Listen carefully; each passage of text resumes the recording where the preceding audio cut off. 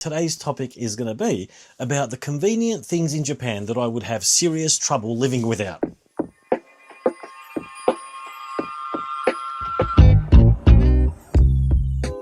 Item number 1 on the list is going to be the Mamachari, the humble bicycle that almost everyone in Japan owns. If you don't own one, by the way, drop a comment down below that says something like no Mamachari, because I want to know if, there are any people out there without one, because almost everyone I've met, or everyone I've met, I don't think I know anyone actually who doesn't have one of these bicycles. I was thinking about this the other day, and I was telling myself, if I was one of those people who could write like an essay or a short novel about one small topic, I would probably choose the Mamachari. Either it's one of these things or it's both. Either the Mamachari shaped the way society operates in Japan, or contributed to it. Maybe shaping it is a bit too much, but contributed greatly to the way people live in Japan. Or the Mamachari is a result or a child of the way that Japan operates. And, just thinking about it now, I've got a feeling that it might be a bit of both, like working together, like they interlock, and it's probably a bit of both, So what does the Mamachari enable us to do? Well, firstly, it lets you go shopping. It's got a basket at the front, it's got a rack at the back. You can put pannier bags on the sides if you like. You can put a child seat on the back. Of course, make sure that you use a qualified bicycle technician to install one of those things. You don't want to risk your child's safety if you're using one of those. But you can conveniently put a lot of things on these bicycles and go around the city and do whatever you need to do. The Mamachari also enables you to go to your favorite coffee shop on a regular basis, which might not be within walking distance. Some of these places, they might be walkable, like it might be like a 40, 45 minute, 1 hour walk to somewhere that you want to go. And you might be able to do that like on your day off or something, but on a normal day, there's no way that you're going to be able to go like on a regular basis. You know what I mean? Like you might be able to go on a weekend or maybe once a month, but it's really, really hard to go to places like that on a regular basis. But a Mamachari cuts that time into about half on average, right? Like if you slowly ride your Mamachari without rushing, and by the way, as I mentioned on a previous video about a month ago, when you're on the footpath especially, you can't be speeding with a bicycle, Mamachari or not, okay? So realistically, you're probably going to be traveling roughly anywhere between 5 to 10 kilometers an hour. But, which is about double, if you're going at 10 kilometers an hour, you're going at double the walking speed. So if somewhere takes 20 minutes to get to, you'll get there in 10.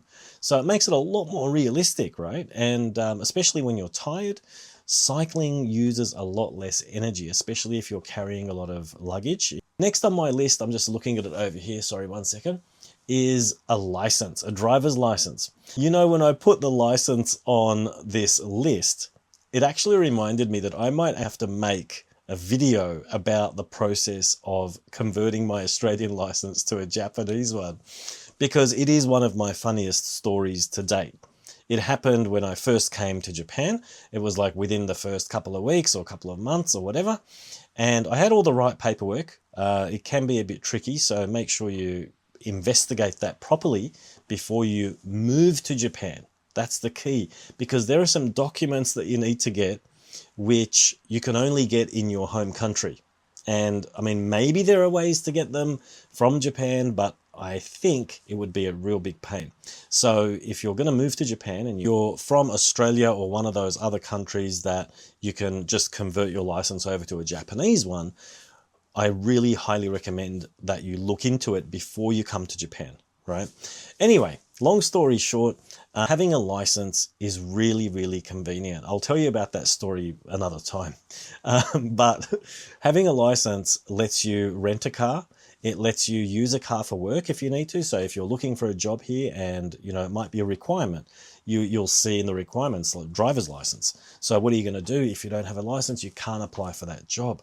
So there are these things that it comes in handy for. Moving house is another one. You might rent a small van or a small truck. And there are countless occasions where I know I would have been really stuck if I didn't have a driver's license. There are ways around it. Of course, you can pay people to drive you somewhere. There's taxis, there's things like Uber, you know, the equivalent, Go or whatever it's called. And, you know, you can get by. I know some people here who don't have a driver's license and they do get by, but it's just really, really convenient if you have one. The next thing on my list is the Manaka. And these go by different names, so if you don't know what the Manaka is, don't worry.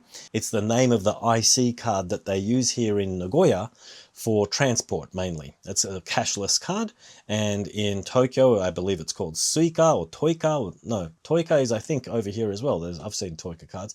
But Suica I think is the one in Tokyo, and there are about 11 or 12 different names depending on which region you're from in Japan. But they all kind of work together, and you can use your any IC card anywhere. Like I use my Manaka card in Tokyo all the time. You can use it in Osaka. You can use it wherever you see the IC card symbol. Now, why is it so convenient? Well, one obvious reason is what I just said. You can use it wherever you go. Instead of having to line up at a ticket machine, you can just tap the card at the gates and get through without having to check prices and worry about fares and, you know, looking up things like that. That means you get to places quicker. You don't miss trains as much, and you're just able to go through smoothly. The other good thing about these cards is that you can use them to pay for things at convenience stores. So you might need a bottle of water, you're on the go, and you quickly want to get something. You don't want to get your wallet out and drop change on the floor or whatever. You just have this card and you just tap it and you go. One tip I can give you actually as a frequent traveler in Japan is that when you go on a Shinkansen, right, on a bullet train, always top up your card with a bit of extra cash. So for example, just to give you an idea, when I'm in Nagoya City, I generally keep my card at about 1,000 to 2,000 yen because I know that it'll last me for a bit. But when I go to Tokyo, I know that I'm going to be using the IC card on the bullet train platform to get myself a drink, to pay for some food, and things can cost, you know, 500 yen, 1,000 yen, 200 yen, and it adds up. So if I only had 1,000 yen on my IC card when I'm going to Tokyo, that thing would run out very, very quickly, and that defeats the purpose, the convenience of having an IC card, because you want to be able to just tap and go and not worry about recharging the thing. So if you're traveling and you're doing a bit of, you know, domestic travel interstate, you might want to top it up to about 5,000 yen. That's what I do. And I find that 5,000 is actually a really good amount. I'm able to get a sandwich or something on my way, or an onigiri, and I can go. And in Tokyo, if I need to get a couple of trains to get to my final destination, you know, that might cost like 200, 300, 400 yen. And so I know I've got enough to get me around, and that 5,000 yen is usually more than enough to get me back to Nagoya, and, you know, I've still got like 1,000 or 2,000 yen left generally. So I really recommend kind of topping it up like that before you do a bit of interstate travel. Next on the list, language. Language probably goes without saying, and if you've watched my channel for a while, you'll know how I feel about being able to speak the Japanese language. It's a very, very important skill to have.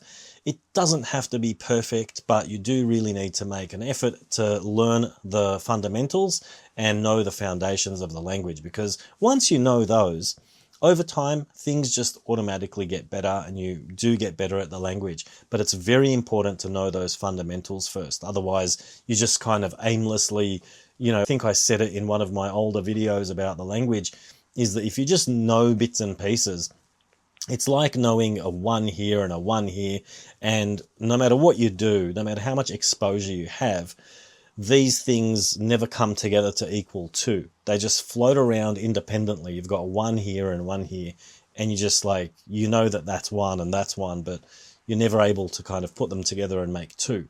Whereas if you know the fundamentals and you know the basics, you have 1 and you have 1 and you go, I know how to put these together and make 2, and it lets you naturally kind of grow and improve. And that's what you want. So knowing the language, how does it help you? Why is it so convenient? I think it goes without saying. So I'm not going to go into too much detail on this because it's kind of obvious. But the official language in Japan is Japanese, and the majority of the population is Japanese. And so knowing the language, it basically makes everything a lot smoother. Okay. I don't really think I can emphasize that enough. It's not like you can't survive with just English, but the difference in quality of life between being able to speak Japanese and not being able to speak Japanese, there's a pretty big gap. Again, I just want to emphasize that when I say being able to speak Japanese, I'm not saying perfect Japanese. I mean just knowing, the basics and being able to communicate in the language. It can be broken Japanese. It doesn't have to be perfect because it still works. We need to focus on being functional first. It's a very important thing that a lot of people kind of forget about. People jump to, I've got to get N1, or, I've got to get the pitch accent perfect, or, I've got to do this, I've got to do that. These things come later on if you want to pursue them.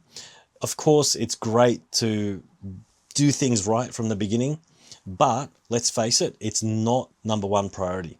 Okay, so being able to communicate just on a basic level will give you so much convenience, and it's something that I personally think that will improve your life. And I think it's something that I couldn't live without in this country and be satisfied with my life here. Okay, next up, good neighbors. Good neighbors. This is one you take for granted if you've never experienced a bad neighbor. And what I mean by that is that some neighbors can be very noisy. They can be trouble. They might cause a mess outside, where the rubbish area is. They might not tie things up properly. There might be rubbish everywhere. The crows might get all the rubbish because they haven't placed the rubbish in the right spot. All kinds of stuff, noise, smells, antisocial behavior, like rudeness, like just being impolite in the hallway, just stuff like that. You just don't need that. And you don't know it until you encounter it. And believe me, having a good neighbor is a convenience that you always want in your life. It's something that a lot of us, I think, take for granted. But if you have a good neighbor, be grateful. And if there's something you can do to show your appreciation to them, make sure that you do, because they are special and they are to be treasured. Okay, next up on my list, and this might be a funny one, is the shower toilet. The shower toilet has changed my life. Okay, I'm going to say it. Someone has to say it. And I think a lot of you will agree that once you go shower toilet, it's very hard to go back. I've made some remarks about this in some previous videos. I went to Australia last year and I was missing the shower toilet so much. Everywhere you went, and it's not just the shower toilet. Let's combine maybe it's two things I want to talk about at the same time. Clean toilets and shower toilets. Clean public toilets. Okay, my toilet's always clean, but the public toilets overseas are a mess. Okay, they're so bad that I always end up holding it in. All right, so maybe that's too much information, I'm sorry. But when I'm overseas, I literally just can't go to the toilet sometimes because it's so dirty. And in Japan, most of the toilets out there are so well maintained, they're on par with the toilet at home. It's incredible. I mean, and it makes sense. Like, why would anyone want to make a toilet dirty? Like, why would you want to do that? Like, I'm not going to give details because it's disgusting. But why would you want to do all that stuff? It's public property. You should respect it. It's there for your convenience. If it was clean when you got there, you should realize that the next person would also appreciate a clean toilet. They're not going to be able to use it if you leave a mess. So clean toilets are something that I really appreciate. It's a convenience, a major convenience, because you have this reassurance that no matter where you are, no matter how busy the place is, you'll have access to a clean toilet. And that, my friends, is a massive convenience, one that we take for granted when we live here for too long, because as soon as you go back to your country or wherever you are on holiday and you realize that you can't just use any old public toilet, you're like, damn it, like, why? And so it drives me nuts. Like I was saying, the shower toilet. How good are shower toilets? Oh my goodness. And the thing is with shower toilets, this whole concept of using water to clean your bum isn't just in Japan.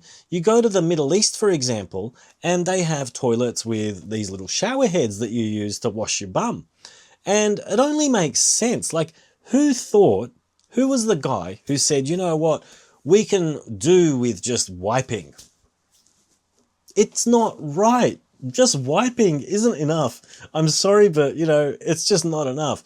So these shower toilets, if I was in some position of power, I would mandate that the shower toilet, or at least those little shower head things that they have in the Middle East, they should be compulsory all over the world. There shouldn't be a toilet without a way to wash your bum. I'm sorry, but that's my final word on the matter. Okay, it's time for word of the day, and as always, it's related to something that we spoke about during the video. And today's word is denshi mane, and that means e-money or electronic money. Denshi just means electronic, and mane is the katakana version of money. And that's how they usually refer to things like cashless cards and whatever. You know, they might say denshi mane is okay, it's accepted. And it's a pretty common word. You'll see it come up every now and then. And I hope that it comes in handy for you. Anyway, thanks very much for tuning in, and I'll catch you at the next video. Bye for now.